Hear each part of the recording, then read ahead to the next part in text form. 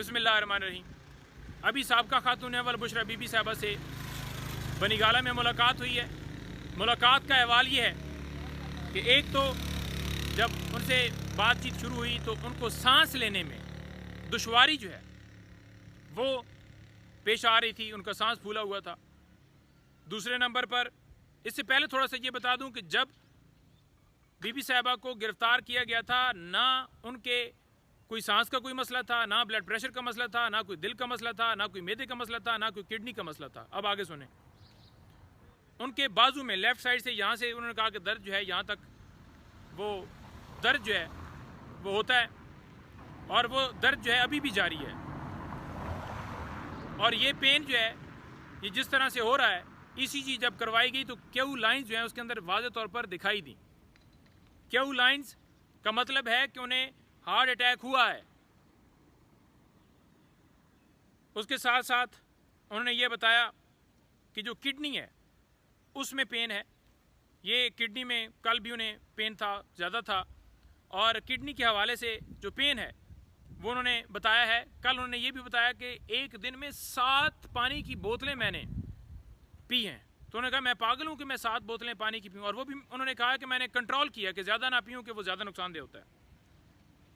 इसके साथ साथ उनका जो बीपी है 160 के ऊपर उनका बीपी जो है चला जाता है। उन्होंने कहा जी कि ये कहा जा रहा है कि परेशानी की वजह से ये बीपी हाई है। ये कैसी बात है? उन्होंने कहा कि मेरे ऊपर ये बात की जा रही है, ये परेशानी के अंदर है, मुझे कोई परेशानी, जितना मर्जी है रखें, जितना मर्जी है आप इस कैद के अंदर रखें, मैं डट के खड़ी हूँ कप्तान के साथ, इस मुल्क के साथ। नॉर्मल जो उनका बीपी है वो 80 से लेकर 110 तक जो है वो होता है, लेकिन उनका बीपी जो है ये इस तरह से हाई हो रहा है। अच्छा, पसलियों में दर्द। उन्होंने कहा जी कि मैं जब उल्टा सोती हूँ तो यहाँ पर जो है वो मुझे पेन होता है। जब वो गिरफ्तार हुई उससे पहले कोई इस तरह का पेन नहीं था, लेकिन उन्होंने ये भी बताया।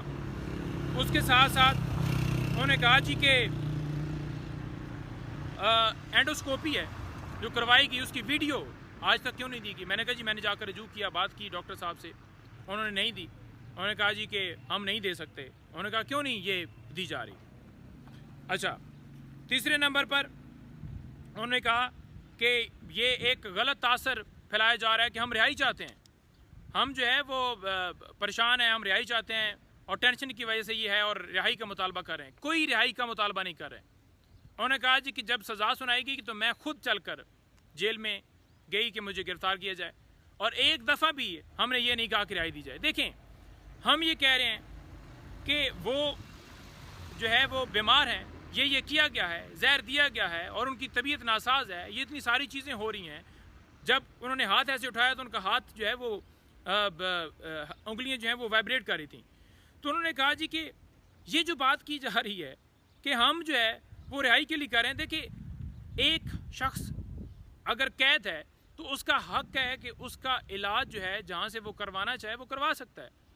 तो इलाज बजाय करवाने के जहाँ से वो चाहती हैं, जिस डॉक्टर की कस्टडी के अंदर वो चाहती हैं, उनका इलाज कराया जाए, उल्टा ये लगाया जा रहा है कि वो झूठ बोल रही हैं और रिहाई चाहती हैं। उन्होंने कहा कि ये गलत बातें की जा रही हैं, लिहाजा वो इस हवाले से कंसर्न थी कि मेरे हवाले से आप ज़्यादा जो है बात न। उन्होंने कहा कि पहले भी मैंने ज़्यादा बात इसलिए नहीं की कि ठीक है कुछ जो है वो हो जाएगा, मामला चलता जा रहा है और नहीं उसको ज़्यादा हाईलाइट कर दी। लेकिन जब ये ज़्यादा तकलीफ़ात में इजाफा हुआ और ये सारी सूरत हाल पेश आई, उस वक्त जाकर मैंने बात की।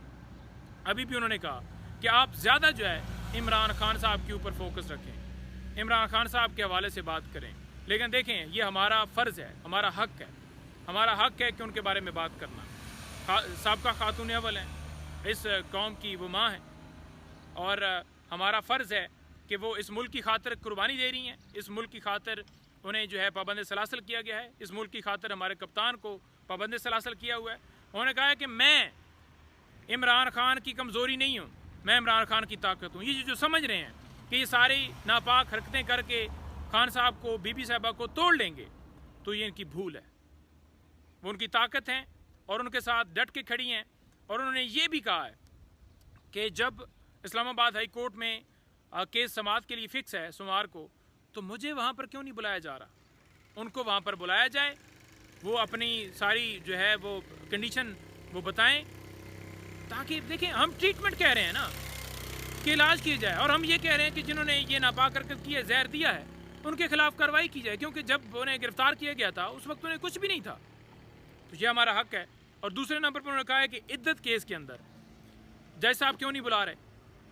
इद्दत केस के अंदर जो है वो उन्होंने कहा है कि उन्हें जो है वो बुलाया जाए, ताकि उसके अंदर वो अपनी जो है तरफ से आकर बात कर सकें। जब दूसरों को सुना जा रहा है तो मुझे भी सुना जाए।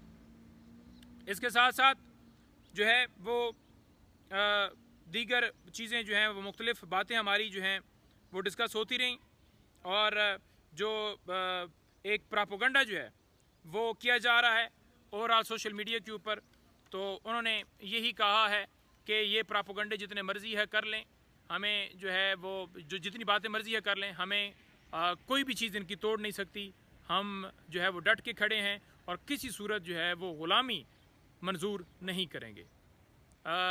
आखिर में मैं ये कहूँगा कि ये सारी चीज़ें, ये सारे केसेस बनाए गए, इद्दत का झूठा केस बनाया गया, अलकादर ट्रस्ट केस जो है वो बनाया गया, जो कि एक इस्लामी तालीमात हासिल करने के लिए एक इदारा बनाया गया, और इसके साथ साथ तोशाखाना का जो केस बनाया गया, जो खान साहब से मंसूब करके और उनकी एहलिया को भी साथ घसीटा गया, जिनका सियासत से कोई ताल्लुक़ नहीं है। तो ये सारी जो कार्रवाइयाँ हैं, जो इनका सिर्फ मकसद ये था कि किसी सूरत ये कंप्रोमाइज़ करें, टूटें, लेकिन ये सारे केसेस झूठे हैं, ये सारे ओछे हथकंडे इनके नाकाम हो चुके हैं, और इंशाअल्लाह ताला वो डट के खड़े हैं। इसके साथ मैं आपसे इजाज़त चाहूँगा।